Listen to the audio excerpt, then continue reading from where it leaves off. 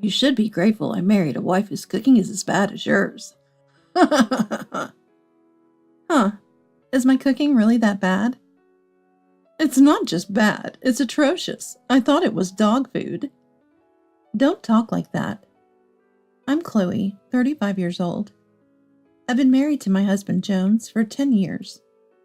Up until a few years ago, we lived in my in-laws' house with my mother-in-law Eula and my grandmother-in-law. But since my grandmother-in-law moved into a nursing home, now it's just the three of us.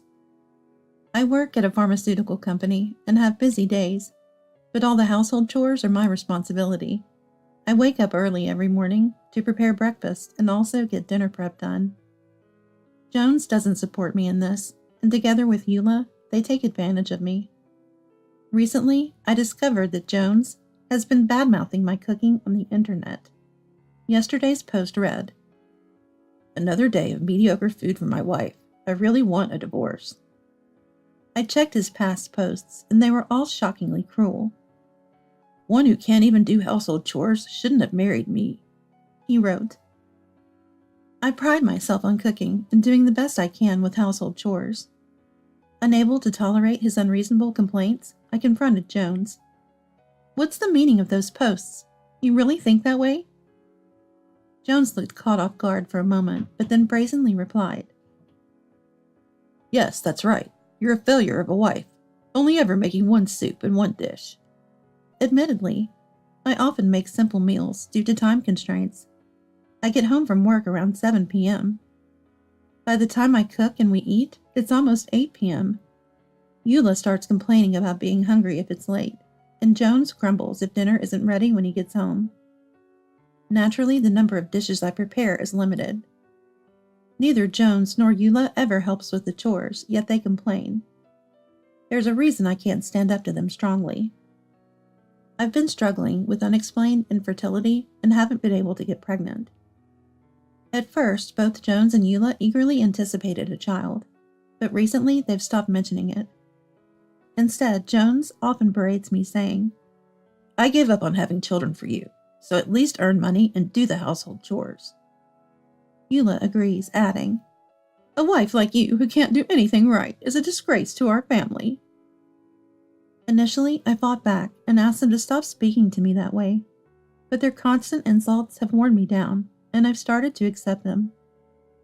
I feel guilty about not being able to have children, and I've been pushing myself to work and do household chores. Then one day, Jones lashed out at me worse than ever before. He came home irritated from work and started complaining immediately. "Tired from work and I come home to this kind of meal again? This isn't a zoo. Stop using only vegetables. I'm not a rabbit. Use meat. Increase the number of dishes." As Jones got more agitated, he finally shouted at me. I was so surprised that I looked at Jones, dumbfounded, but he didn't stop complaining. "How can I eat this leftover like food? The food is terrible. You can't even have children. I don't need a woman like you." When Jones said that, Eula agreed. "Really, huh? I thought it was dog food." I reached my breaking point with Jones and Eula's abusive words. "If you're going to complain that much, I won't cook anymore.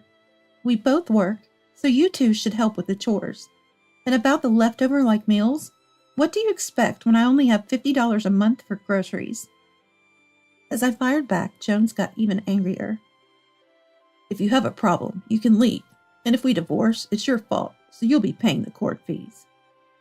Overwhelmed with anger, I thought the divorce court's deposit was irrelevant, so I packed my things and left my in-laws' house. As I left, neither Jones nor Eula tried to stop me, both wearing their sarcastic smiles. Then I went straight to my parents' house. Upon my return home, my parents, though surprised, welcomed me warmly.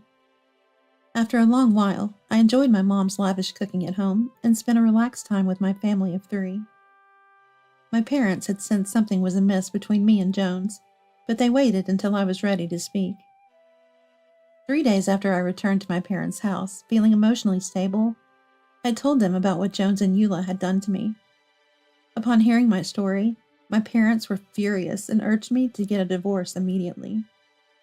By then, I had already decided to divorce and was thinking of hiring a lawyer to proceed.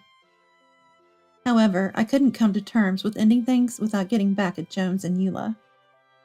I began to plot how I could make them pay and came up with a plan. As I was preparing, Jones contacted me saying, "Hey, I wrote the divorce papers. Come and get them." Jones had kindly prepared the divorce application. Seeing it as a good opportunity, I headed to my in-laws' house to execute my plan. When I entered the in-laws' house, as expected, it was tidy. Odd for Jones and Eula, who never cleaned or did laundry, but I entered thinking to myself, as I suspected. Noting the oddities in the house but not mentioning them, I started talking with Jones and Eula. "Jones, are we really getting divorced?" I asked. "Of course. Why would I need a wife who can't even handle household chores properly?" replied Jones. When Jones said that, I asked, "Grandma, did you hear that?" I called her into the living room. It was Jones's grandmother, Eula's stepmother. Eula, surprised, exclaimed, "Charlotte, what are you doing here?" That's exactly what happened. In fact, the plan I had come up with was to call his step-grandmother. Eula was always deferential to this step-grandmother, the reason being, this in-law's house originally belonged to her. Though father-in-law had passed away due to illness, the step-grandmother, by her own wish, was now living in a nursing home, and had promised to leave the house and land to Eula and her family after passing. Given these circumstances, Eula could never stand up to her stepmother. From the beginning of our marriage, I had a good relationship with this step-grandmother and actually visited her frequently at the nursing home. We shared various stories and deepened our bond, but I never mentioned the bullying by Eula and Jones. I thought it would only trouble the step-grandmother to hear such things. However, one day she noticed something was off with me and asked why. Unable to hold back, I cried and confided in her about the bullying by the two. At that time, it ended with just a conversation, but she had told me to speak up immediately if anything happened, promising to help. I didn't want to burden her, but this time, I decided to seek her help. Usually gentle, the step-grandmother's face turned angry as she said, "You two, what did you do to Chloe? Bullying your wife? How shameful!" Eula and Jones, scolded by her, couldn't argue back, just looked down silently. But then Jones started making excuses. "Well, Chloe can't have children, and she makes too few dishes in cooking." The step-grandmother sighed and said, "Have you turned out to be such a hopeless man? It's a pity. It's your upbringing that's to blame." She looked at Jones with pity and glared at Eula. Eula, flustered, tried to make excuses. "But Charlotte, Chloe really is bad at cooking, and she only makes nutritionless meals." The step-grandmother, cutting off Eula's words, said, "That's because the food budget is only $50. I heard it from Chloe. Because of the Joneses' debts, there's no money to spend on food." Hearing this, Jones, surprised, exclaimed, "Chloe, you told Grandma. I told you to keep quiet." Actually, Jones has a significant amount of debt. It came to light 2 years ago. Jones got hooked on horse racing, which he started attending with a friend, and ended up spending a considerable amount. At that time, we even discussed divorce, but after Jones sincerely apologized and promised never to do it again, we decided not to divorce and repay the debt together. Back then, I was somewhat grateful to Jones for marrying me, despite my inability to have children, so I couldn't bring myself to leave him. Fortunately, I was working too, and we figured out that if we saved enough each month, we could repay it all in 3 years. And this year, we were finally going to finish paying off the entire debt.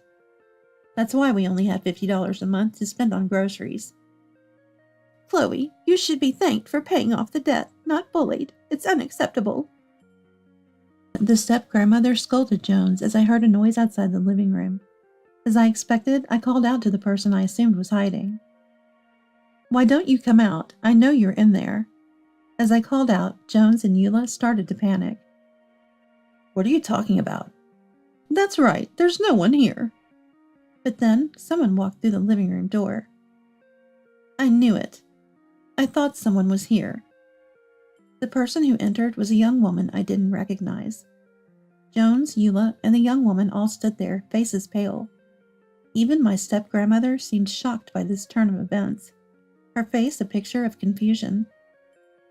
I had suspected for some time that Jones was cheating on me. He had always belittled my infertility and complained about my cooking, but it had never been this bad.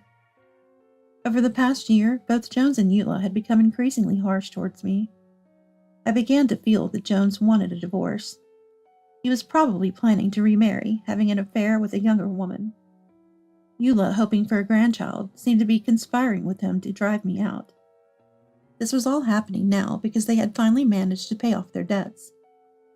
They had been relying on my earnings to pay off these debts, but once they were done, I was no longer needed.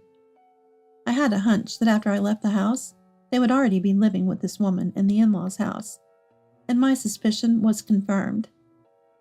The discomfort I felt when I entered the in-laws' house today was a clear sign that Jones' mistress was already living there.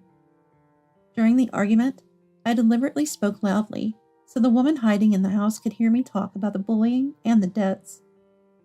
I figured she was unaware of these facts, so I decided to reveal their true nature. As expected, the woman, now aware of the truth, came into the living room with a pale face. "Wait a minute. Bullying your wife? Debts? You said you were already divorced, liar." Apparently, Jones had lied about being divorced to date her. "He said his ex-wife was coming over to ask for money today, but that was a lie. This isn't about divorce negotiations." It seemed that Jones had made up a story about me coming to borrow money from his family. I laughed and said, "I'm not struggling for money. I work for a pharmaceutical company and actually earn quite a high salary. To be honest, I earn more than Jones." Hearing this, the woman said, "Is that so? But Jones said he was a department head at a pharmaceutical company, that he paid for this house in full." I couldn't stop laughing, knowing Jones had been lying through his teeth. That's a lie. This house belongs to my grandmother. And Jones? He was a full-time employee, but was fired 2 years ago due to gambling troubles. He's just a contract worker now. Even as I explained, I wondered why I'd stayed married to such a man. Perhaps it was because I felt inferior about not being able to have children, but I regretted not divorcing him sooner. Anyway, it's no longer my concern. I'll be getting a divorce, and I'll be suing you both for alimony. When I said that, the woman exclaimed, "Wait a minute. I didn't know this man was married. I was deceived."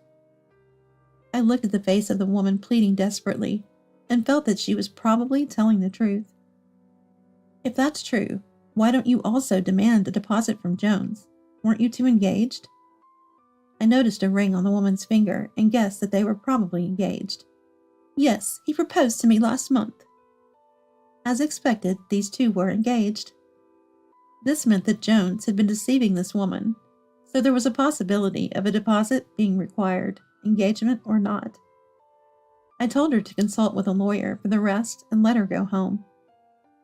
"I believe you're a victim too. Can you discuss this with your lawyer? I'm going to have a talk with Jones and others today, so please go home." When I said this, the woman crying responded, "Understood. I'm sorry, even though I didn't know. I won't see him again." Then Jones and Eula started begging the woman. "Wait, you're going to remarry, right? You're abandoning me?" "That's right. You were going to have our grandchild, right? What about the money? Weren't you going to support me?" Jones and Eula were only saying selfish things, leaving me and my step-grandmother astonished. The woman, with a look of disgust, said, "Don't touch me. I don't want to see your face ever again. I can't deal with people who bully their wives and gamble. I'll contact you through a lawyer later, so be prepared." With that, the woman left the house. Then I signed the divorce papers I had received from Jones. "Well, I've signed this, so I'm going to file it now. From now on, you and I are strangers." As I said this, Jones suddenly changed his attitude and started apologizing to me. "I'm sorry. It was just a moment of folly. You're the only one for me. Let's not divorce." I, wondering what he was talking about now, said, It's because she dumped you, right? I'm tired of being used by you. Then Eula, also crying, pleaded, I'm sorry. We were wrong. We don't need a grandchild anymore. We're in trouble without you. I looked at Eula coldly and said, It's about money, right? You're saying this because you'll be in trouble without my salary. Eula, as if I hit the nail on the head, stammered, No, it's not like that. I delivered the final blow. From now on, you'll have to manage with Jones's meager salary. I'm taking the savings I had for the divorce settlement. Saying that, I put the banking card I had kept in the drawer into my bag. Then Jones grabbed the bag. Please, don't do that. I can't pay off the rest of my debts without that money. It's my salary in here. I was saving it for the debt, but it's no longer my concern, so I'm taking it. As Jones and I were arguing, my step-grandmother stood up and scolded Jones. Stop it. You're really pathetic. I'm ashamed that people like you are my family. Leave this house. I'm cutting ties with you. Eula turned pale when my step-grandmother declared she was cutting ties. Charlotte, don't say that. Where will we go if we lose this house? My step-grandmother helplessly. I don't care. You were only after my house and land. You're not family. Get out. Eula and Jones ended up being divorced by me and disowned by my step-grandmother, left wandering. Later, my step-grandmother immediately asked a lawyer she knew to start negotiations to evict Eula and Jones from the house. Eula and Jones managed to find an old apartment and started living there as mother and son. I also immediately filed the divorce papers at the office. Since I brought the banking card as the divorce settlement, I was able to easily sever ties with those two.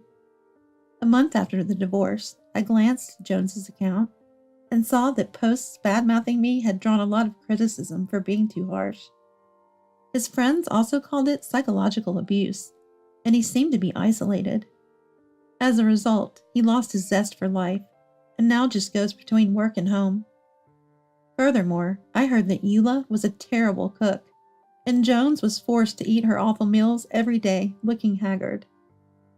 On the other hand, I threw myself more into my work, and I'm about to get a raise. With the stress in my personal life gone, I feel like trying new things and recently started golfing. I hope to meet someone next time who can share a caring relationship.